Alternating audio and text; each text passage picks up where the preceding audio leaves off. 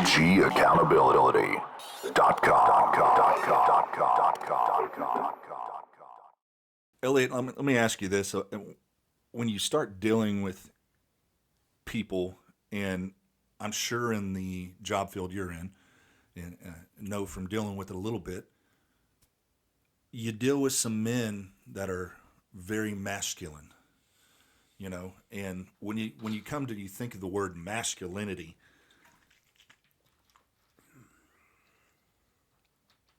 I think a lot of times we make that connection of they're tough. Masculinity and toughness are to me two different things. You can be tough and not be masculine. You can be masculine and not be tough. Masculinity has nothing to do with I'm ready to throw hands or I'm gonna be the harsh one in the situation. I think actually masculinity is when you get comfortable with yourself and you're under control. You deal a lot with people that act off impulse. The majority of people that are in prison wish to God they could take back a 15 or 20-second stint in their life because they acted off impulse.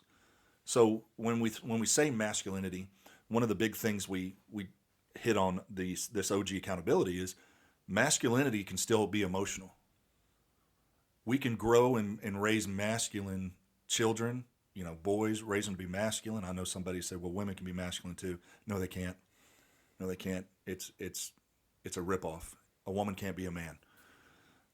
We'll get in. That's another story in itself. But when you raise, it's okay to raise them to be masculine, but also have an emotional side too, to realize, hey, when you need help, speak up.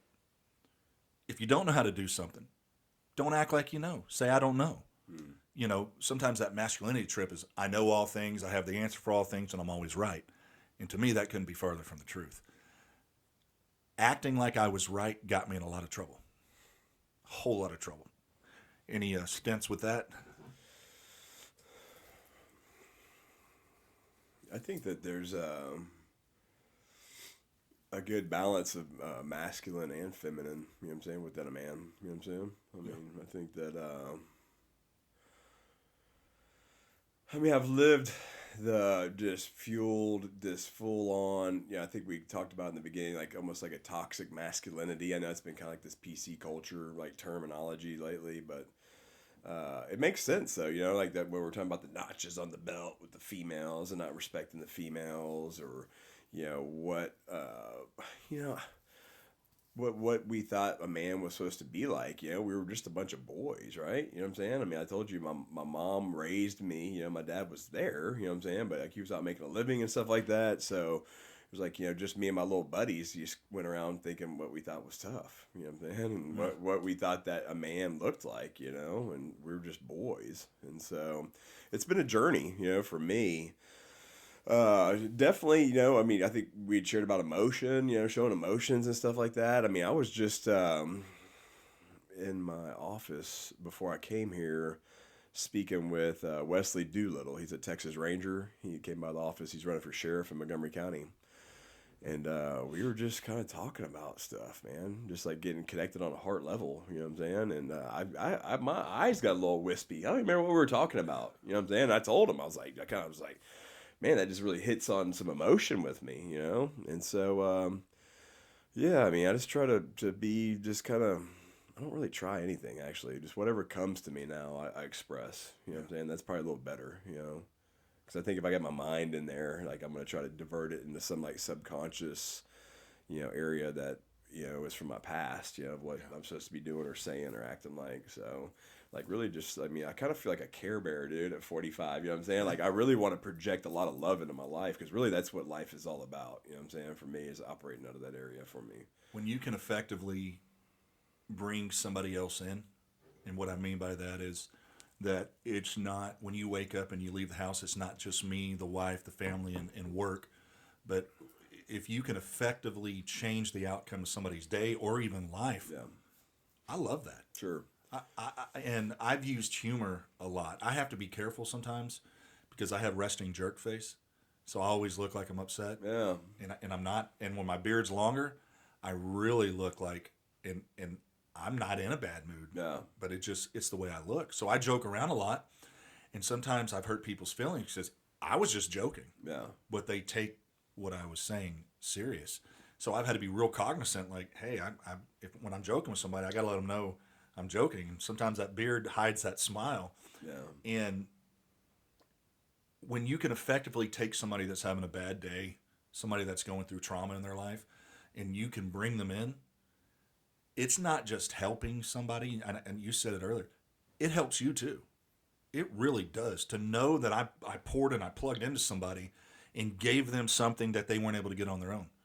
There's a world full of hurting people. Yeah. We just had some missionaries come from Russia, and they are still stuck here in the United States. Actually, they can't go back.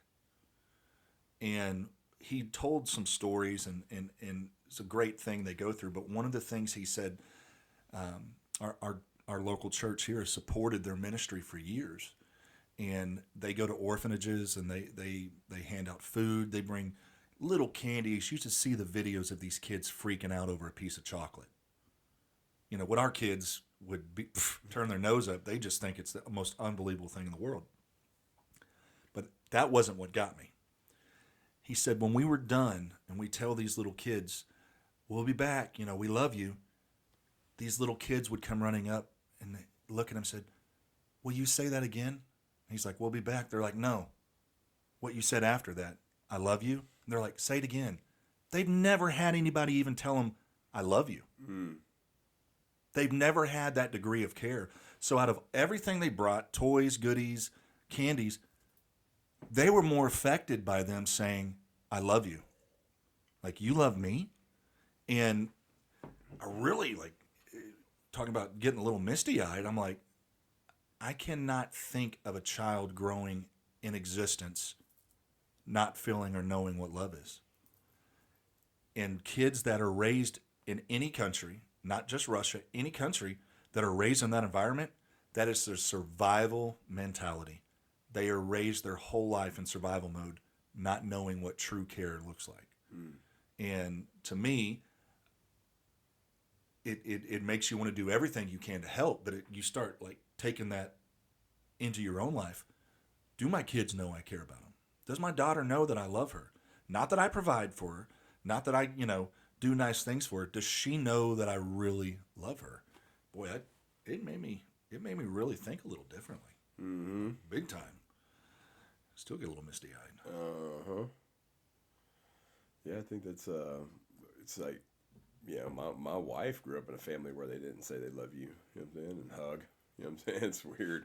My parents are always like, oh, kiss, love you. And I just polar opposite families, I mean, some people, it's generational, though, you know what I'm saying? Like their parents. It just gets handed down until you break that cycle. That's a big one right there. Yeah, I mean, like, that's what we've been, like, effectively trying to produce some change in that generational trauma that just comes through. I don't know. It gets a little kind of out there on the edge of things, but, like, that's kind of my beliefs, man. I mean, like, and it can stop with us. And it's tough because having 3 kids, it's like, from 1 to 7 is like these impressionable years of the brain growth and all that stuff. Like, our kids are all past 7. It's like, our first one, Luke, he got it, a little rougher than Jacob got it, and then to Noel, where, it's just they were raised differently, in religion, out of religion, a different world. Yeah. In that short time span, it's a different world. Yeah, learning, do you spank, do you not spank, do you take away, what do you give, I mean, all that kind of stuff, man. So it's just been a learning deal. So girls and boys, in your experience, who's easier to raise? I mean, my daughter just turned 10 in February, at the beginning of the month. So, I mean, she's 10, so I like girls. I like I got my female dog, my daughter, and my wife, and I'm kind of like, I like these chicos here. Yeah, man. My little boys are some little turkeys. It's being a girl dad. Like I told people, if I was to have another child, I think I'd want a girl. Yeah. Those days are over, though. That's not going to happen. I made sure medically it couldn't happen. I wanted 4 kids, but my wife, she's like way too much into fitness. She's like, I'm not giving you that kid. 'Cause I wanted 2 boys and 2 girls. And my daughter's like, "Say it." Yeah, I'm medically the same way. Snippy McSnipperson. I'm done. Yeah. And I'm done. And, you know, they actually, I have a friend who did this. You talk about like what you want. Her and her husband spent the money, went and had boys, twin boys, and spent the money to make sure they had twins just to get it over with. I'm like, wow. Technology. Yeah, that's wild. And Dylan, you look at, we brought it up early, man. This young girl took her life, man. It's alarming how much suicide is affecting this country. It's alarming. I mean, it's heartbreaking. It really is tragic. And just think along with those people at whatever age, whatever they're facing, if they, like you said, that 100-pound phone, pick it up. Yeah. Call somebody crosses your mind. Don't think, well, I'll do it later. No, do it then. Yeah. Because we're all the same. We're connected energetically. You know what I'm saying? Or I get bad. I'll get a text message and I'll see it on my watch. Well, I don't text back from my watch. Well, then I forget about it. It'll be 3 days later. Yeah. You know. And there's just some people that, and I've been there. I just need somebody to talk to. Yeah, and I mean, like, if you're feeling it, there's a reason for it. You know what I'm saying? Like, it truly, I mean, I can kind of get into that, like, woken space kind of deep, you know what I'm saying? That's a whole nother podcast, but, like, I mean, like, I think, your soul, right? I mean, it's energy, bro. I mean, we're in these little meat bags temporarily, but, like... We're designing God's image, yeah. And God is a spirit. Yeah. We have a spirit. Yes. We're all intermingled. That little nudging or that little deal, I mean... And when it comes to drugs, I believe this wholeheartedly. There are drugs that you can take that will put you into that, I believe, spirituality mindset that you can see and receive things, maybe some of it not good, that you can't in a sober mindset. There are some things that will broaden the horizons, I'll say. Yeah. And you know, the plant medicine world. and I know that can be such a slippery slope because some people take it to the extreme measure. There's extremes to everything, but, my experience, and I'm only going to brush on this I have people in my life that have had severe trauma, injuries done to their body, and they'd go to the VA and they just pump them full of pills and never help them. They end up getting on medical marijuana off all their medications. Yeah. I mean, a complete turnaround from what they were just, well, here's these pills, just take these pills. Oh, and by the way, it raises your blood pressure, so here's your blood pressure pill. Now your blood pressure's so low you can't get an erection. Here's a pill for that. Here's a pill for when you can't sleep. Here's a pill when you're too tired. This will bring you up. Here's a pill for, and just throwing all this stuff. Yeah. And somebody took their life into their own hands, said, you know what, I'm going to try some other things. And they found something that worked for them. I don't care what your thought process is on it. When somebody can completely rejuvenate their life, now, granted, they're not sitting at 4 o'clock in the afternoon playing PlayStation, smoking a joint, eating, beanie weenies out of a can. No, when needed, they apply the correct dosage that the doctor gives them. They're able to go into social situations. They can be in crowded rooms anymore and not have that fear of being in control. Or what if something happens? They're able to sleep. They don't have those PTSD flashbacks like they did before. So, and that can be. I don't want to get all Joe Rogan, but if anybody wants to hop over to the Joe Rogan podcast, he's got some interesting stuff he puts out in the tropics and different things like that. Yeah, I think it's just. Oh man, yeah. It's all natural things. You know what I'm saying? The psilocybin, the mushroom. That's a big thing that they've been using. In microdosing for depression and PTSD and all this stuff to rewire your brain. You know what I'm saying? And I truly believe deeply in all that space. You know what I'm saying? I think I've achieved and been to a lot of really cool places and done a lot of healing on my soul and my just insides, you know what I'm saying, through the medicine space. Yeah. You know what I'm saying? And it's a tricky one, right, with an addiction background, but like with psychedelics or plant medicine, it's not something that I want to be in daily. You know what I'm saying? Yeah. Like where if it was like another substance, I might want to partake in that all the time. Yeah. So go Everything in, in work, balance. come out.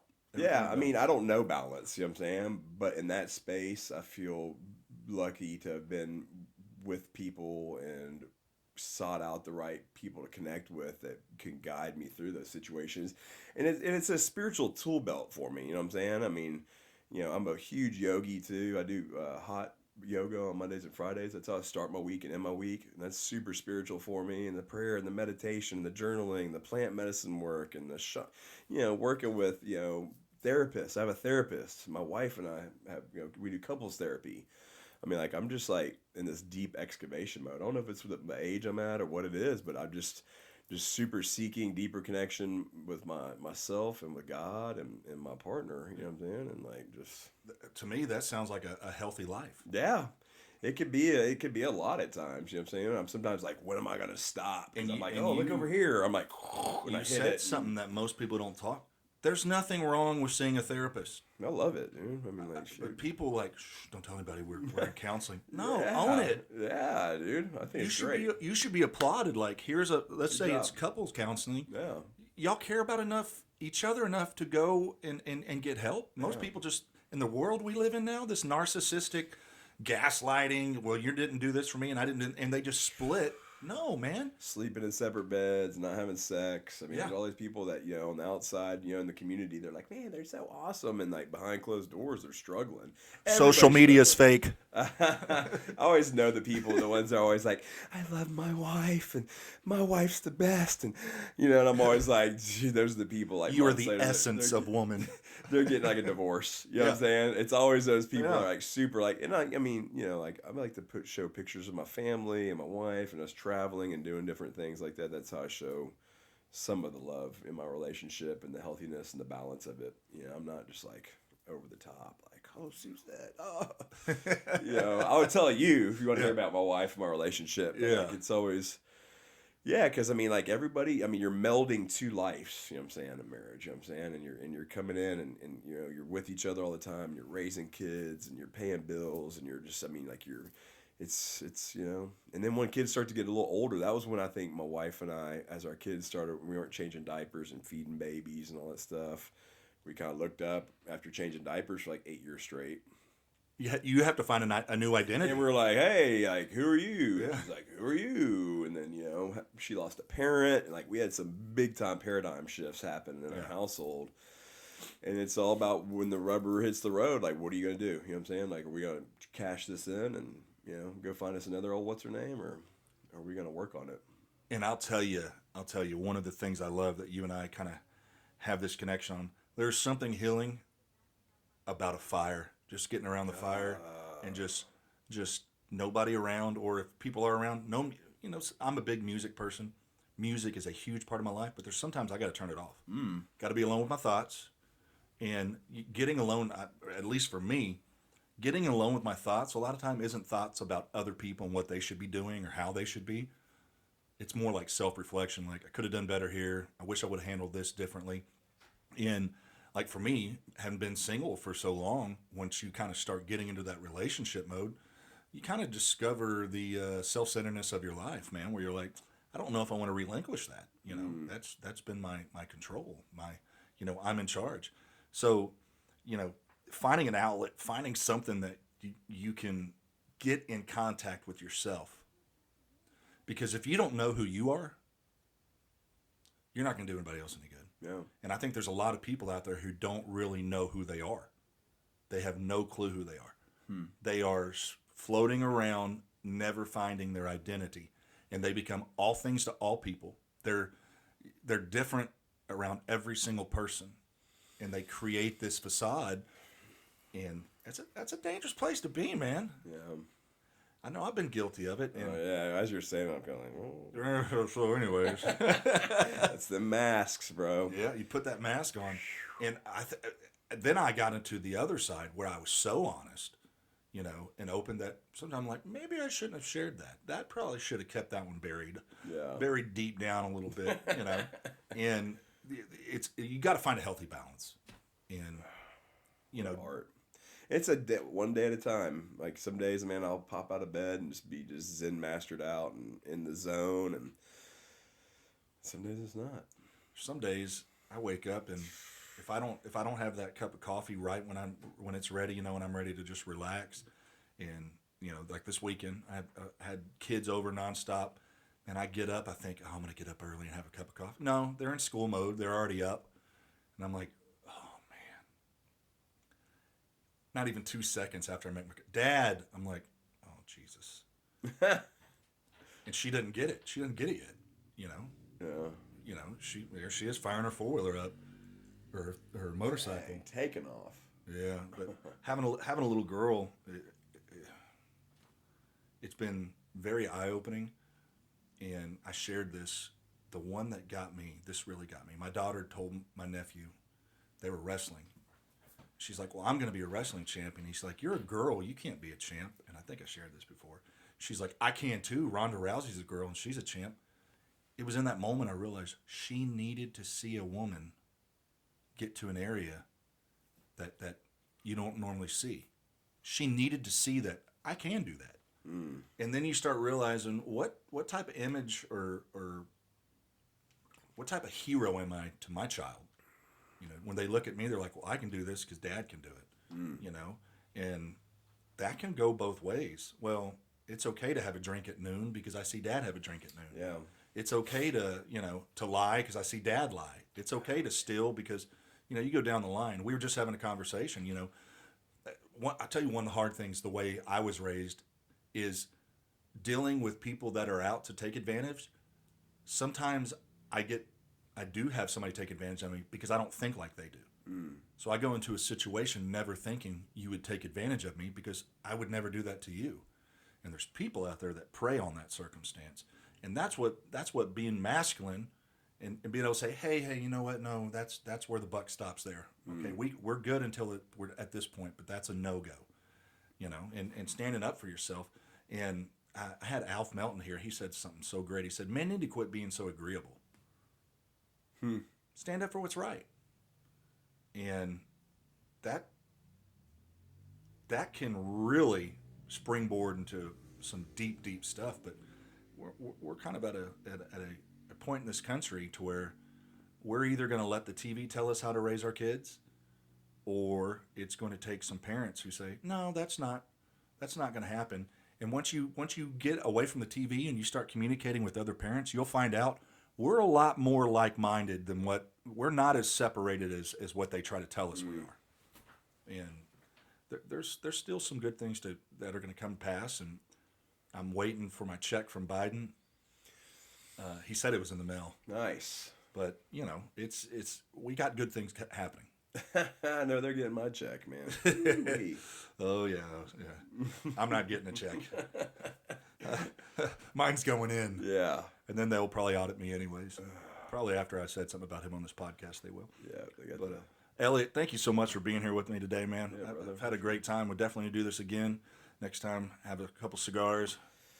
I'm down for a smoke, man. It definitely was good getting to catch up all these years later. It's been Joe's little brother. Yeah, well, it's Now funny. Everybody's like, you're Joe's big brother. Yeah, it's so funny now because it was such a difference in age back then. But now it's like when you're like 3 years difference, you're like, when it's 3 school grades or whatever, you're like, he's just a baby. He's a baby. It's like now we're just some old men with wrinkles, and you're doing pretty good on the hair. You still got the hair and the color to it. You know, I'm getting a little gray. Now I do dye my beard. Do you? Yeah, my beard's white. Is it? Yeah, it's white, man. I think I'm gonna. Mine was like super long last week, and I whacked a big chunk of it off, and I think I'm gonna bring it back up short again. I just shaved mine off bare, and I walked in. Some people were like, "Grow it back." They're like, your beard's kind of part of your identity. My branding for my your Bond Daddy's beard with sunglasses. So I don't know. I tried to get Big Beard Productions. There it is. I really wanted it. Love it. Yeah. I wanted to get Big Beard Productions as my editing side, but it was already taken. Get creative, baby. I figured I would get a hold of like a 15 or 16-year-old to help me get up, you know. I used to love when I was at the high school at graduation time, and I'd be like, hey, can I get y'all's email address? And it'd be like, Big Balls, Player 69. I'm like, you probably change that one day, buddy. At Gmail. At Gmail. Oh, man. But it's just funny that the extent we all live our own lives, and then you kind of you get brought back around certain people, and you realize we're all trying to live life. We're all trying to make it, man.